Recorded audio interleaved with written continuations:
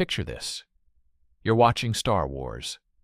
The stormtroopers are marching through the Death Star, blasters in hand, looking like the future. But here's what nobody told you. Those futuristic weapons. They're not props. They're not models. They're real guns. British guns. Built in a factory in Dagenham, Essex in the 1950s. The weapon that defined science fiction for an entire generation was actually a Cold War British submachine gun that the British Army almost didn't buy.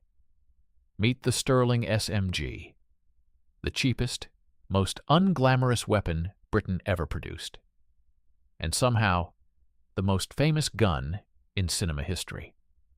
To understand the Sterling, you need to understand what came before it. During World War II, Britain was desperate. They needed submachine guns fast and cheap. So they built the Sten. And the Sten was fine, mostly. It cost about £2 to make. It was literally stamped out of metal tubes and welded together. Soldiers called it the plumber's nightmare, the Woolworth gun, the stench gun. It jammed constantly. The magazine fed from the side at a weird angle that caused endless feeding problems. If you knocked it too hard, it could fire on its own.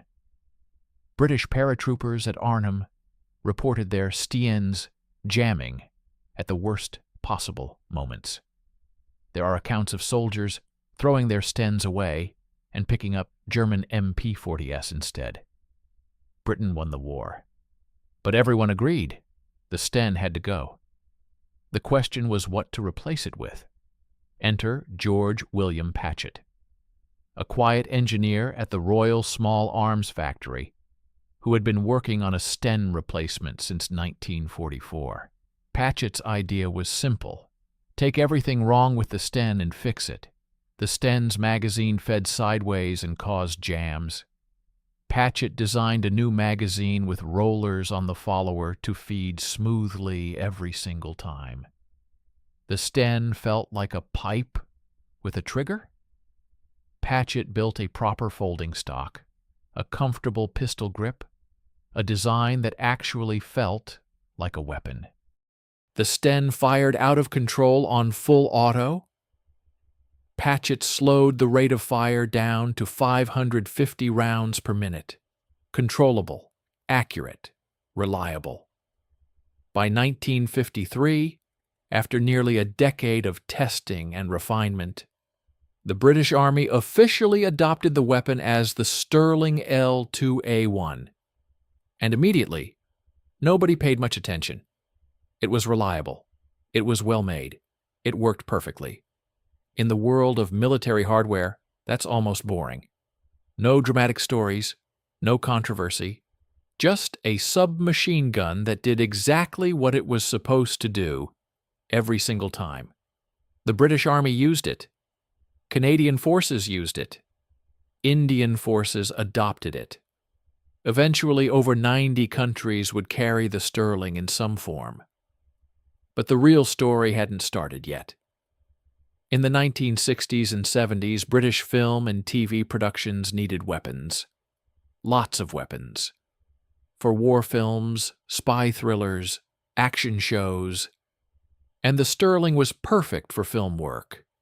It was compact, it looked modern and aggressive. The folding stock meant it could be hidden under a coat. It was reliable enough to fire blank rounds take after take without jamming. It started appearing everywhere. British war films, spy thrillers, crime dramas. But then came 1977. And everything changed. George Lucas was making Star Wars. He needed weapons for his stormtroopers. Something that looked futuristic, but felt real and solid on camera. His prop department took a Sterling L2A3, added a scope and some additional parts, called it the E11 blaster rifle, and accidentally created one of the most recognizable weapons in cinema history. Every stormtrooper in the original Star Wars trilogy is carrying a Sterling SMG. Every single one. A weapon made in Essex, designed to patrol the streets of Cyprus and Aden, now patrolling the Death Star. After Star Wars, the Sterling was everywhere. Film armorers loved it because it was cheap, available, and worked flawlessly with blank rounds. By the 1980s, it had appeared in hundreds of productions. But here's the number that really matters. Sterling Manufacturing produced approximately 400,000 units between 1953 and 1988. For context, that's more than the entire population of Bristol carrying one of these guns. And those 400,000 weapons ended up in the hands of over 90 national armies, from Canada to India, from Libya to New Zealand. The Sterling became the default submachine gun of the entire British Commonwealth and beyond.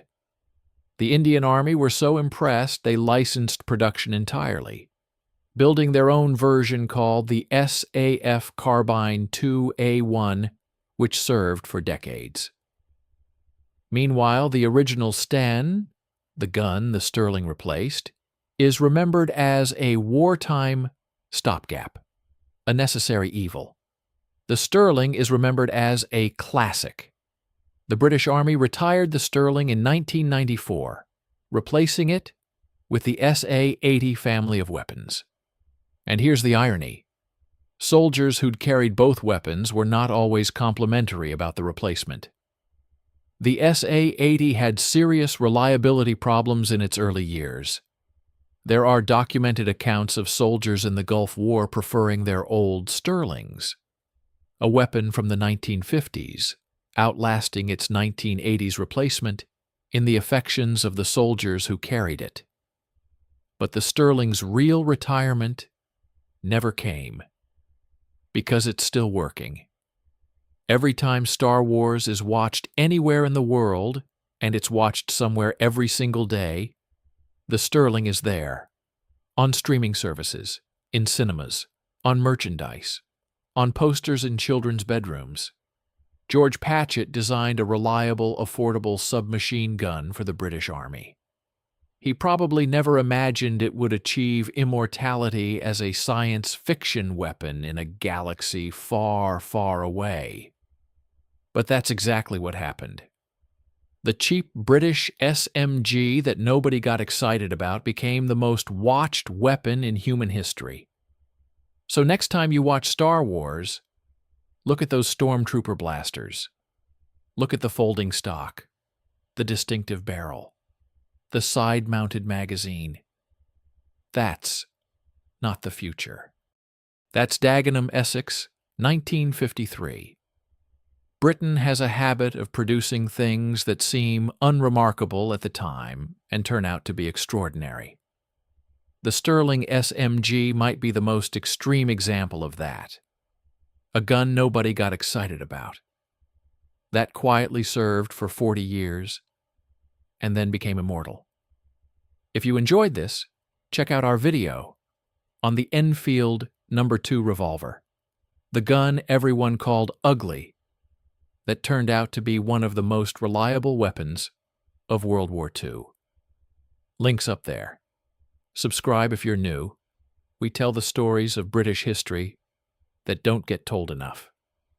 See you next time.